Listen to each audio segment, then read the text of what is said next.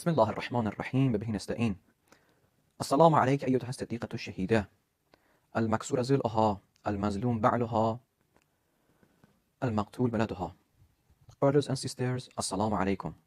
Welcome to third episode of Fatimiyah series.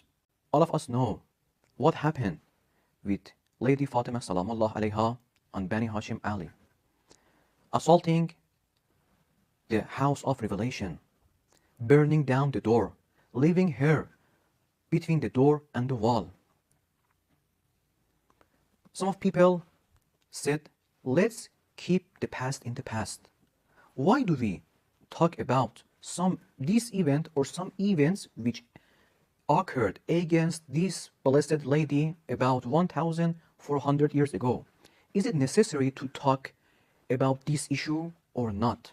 Inshallah, we will answer this question and this doubt today on this episode with our scholar. Sheikh Raja'i, Assalamu alaikum. عليكم السلام ورحمة الله. بسم الله الرحمن الرحيم. وبه نستعين إنه خير ناصر ومعين. Yeah, this is a very important question. As you said, we all know what happened on that day. They attacked, they assaulted, and we know all what happened. I don't want to get into the details because it's not a mourning ceremony. Exactly. So skipping the detail, we reach this question. Okay, it was very painful, very mournful, something very bad. But it's something in the past. Why should we speak about something happened more than 1400 years ago? Why should we discuss it? Especially when you look into the word these days, you can find many even worse calamities and tragedies happening all around the world. For example, what Daesh, what ISIS did to some cities of Syria and Iraq. Yes. These are very painful. So many oppressed people Yeah, killed exactly. on these years. Exactly. So maybe talking about them is more important than what happened about 1400 years ago. Yeah, it is a good question. It is a good challenge. But it is very simple to answer because all calamities, all tragedies that happens these days to Islamic nations, all of them originated to one simple yet very painful event. This is the event of usurping the caliphate from its rightful owner, which is the commander of the faithful, Amir al-Mu'mineen Ali alayhi salam. It is something that happened more than 1400 years ago. Yes, this is true. But its effect, its tragedy, continues to live on and hurt people, even these days. Look at these statistics. We have around 1,800,000,000 Muslims, around 2 billions Muslims on this planet Earth. Out of 8 billion, 2 billion, about 1/4 of them are Muslims. But when you look into the international arena, Muslims doesn't have any say in this regard. They are all either oppressed or under the umbrella, under the flag of some maybe superpowers. Yes.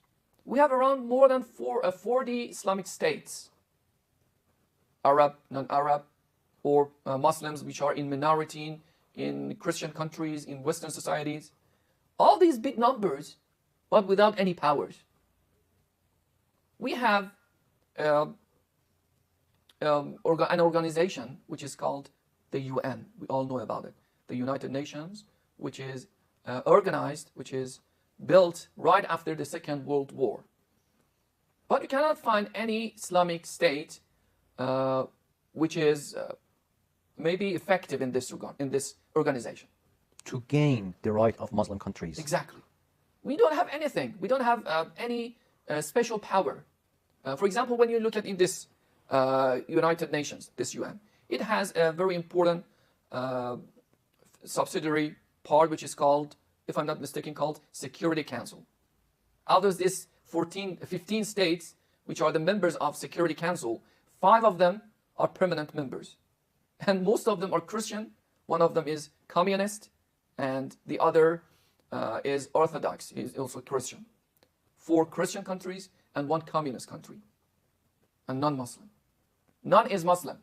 None of them. Yes. And why we have this very bad state of affairs for Muslims? Because that event happened 1400 years ago. They attacked, they usurped, maybe 50 days before that, on the day of Saqifa. They gathered, only 15 people. They gathered in Saqifa. They started to speak about something that wasn't their right to speak about it. They spoke about the, how could we say, caliphate, as they say. First, we should say it is not caliphate, it is imamah, imamate in English. Imamah of Islamic country after the noble prophet of Islam. 15 people gathered, only 3 from Muhajirin and the majority from Ansar. They gathered in Saqifa, started to speak about the fate of Islamic nation. What about others? What about other very important companions of Rasulullah on that day? Salman, Abu Dharr, even the commander of the faithful, Amir al-Mu'minin, Ali alayhi salam, was absent.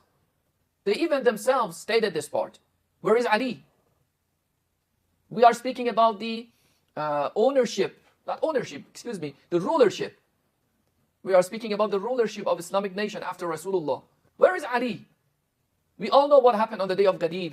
We all admitted that Ali is the successor of Rasulullah. But where is he now? They said, leave him behind. He's young and he smiles too much. Yes. He's not very rightful. He's not very good and appropriate for this important position. So they went right against what Rasulullah said. They usurped the right of caliphate from Ali alayhi salam. And all these painful events that we can see right now, what happened in Yemen, what happened in Syria, what happened in Iraq, even in our country and in many other Islamic states, and even non-Muslims. Because we believe that if the succession was received by Ali alayhi salam on that day, right now we would have a planet full of Muslims. Not a part of it is Muslim, the other part is Christian. Some of them are not even believe in God. Yes. What happened in China? Yes. You mean that attacking and that fire and that burning the door is not a simple fire. It's not a simple event.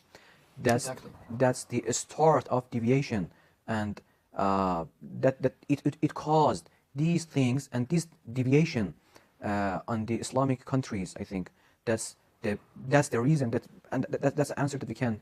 Talk about. I want our audiences to think bigger, because we are facing a situation that some of the people might say, okay, it's a tragedy.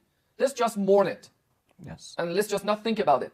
Yes. And then some of them have this habit to go to this majalis and hold processions and recite elegies for Lady Fatima without any thinking. You should think about what happened. We know that Lady Fatima is one of the Baqeen, those people who cried the most in the world. Weeping. Yes, weeping, crying. Why is it so? Why Lady Fatima cried so much during these only 70 to 90 days? Because it's not for the pain. It's not for just the assaulting or attacking. It's because of what happened on that day, the day of Saqifa. Yes. We know Lady Fatima is the first defender of Wilayah. First defender of Wilayah. He went to the houses of many companions, big companions of Rasulullah, those grand ones, and told them, with Hassanain she went, told them, didn't you admit that Ali is the successor of Rasulullah? All of them, they dropped their head and closed the door. Because they know the consequences of admitting. If they accept and if they confess, they know the consequences of this action. So they refused and they don't answer. Yeah, they were, most of them, they were cowards. They were cowards. They didn't want to sit aside with Ali alayhi salam. Rasulullah used to say, Aliyun ma'al haq, wal haqqu ma'ali. You can use Ali as the criteria of right, as a criterion of right, of haqq. But they didn't follow Ali. They just wanted to be healthy and good without any problem. They wanted afiyah. Yes. So let's conclude something very important here. On that day, the day of Saqifa, which is very important, even more important of that assault, something big happened. We mostly are oblivious and ignorant about it. They did something which is, its effect can be seen even now. On these days, all these tragedies, all these Muslim killings, all these wars between Muslims even, They all are direct effects of that event and tragedy of the day of Saqif. This is what I wanted to say in this episode. Jazakallah, Sheikh Raja'i, for your explanation. Thank you so much, our audiences, for hearing and watching us. Inshallah, on next episode, we will talk about other issues of Fatimiyah. Stay tuned. Wassalamu alaikum wa rahmatullahi wa barakatuh.